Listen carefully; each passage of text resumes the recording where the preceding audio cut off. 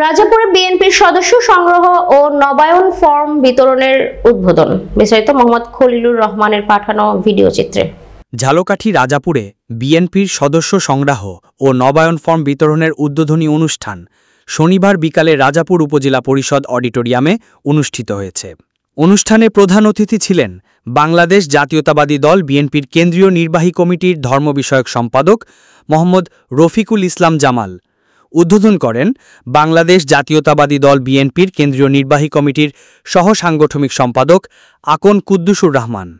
বিশেষ অতিথি ছিলেন কেন্দ্রীয় নির্বাহী কমিটির সহ সাংগঠনিক সম্পাদক মোহাম্মদ মাহবুবুল হক নান্নু, ঝালকাঠি জেলার সাবেক সভাপতি মোস্তফা কামাল মন্টু, সর্দার এনামুল হক এলিন, আব্দুল হক নান্টু, অ্যাডভোকেট মাহেব হোসেন প্রমুখ। সভাপতিত্ব করেন উপজেলা বিএনপি সভাপতি অ্যাডভোকেট তালুকদার আবুল কালাম আজাদ। সঞ্চালনায় ছিলেন যুবদল সদস্য সচিব সৈয়দ নাজমুল হক।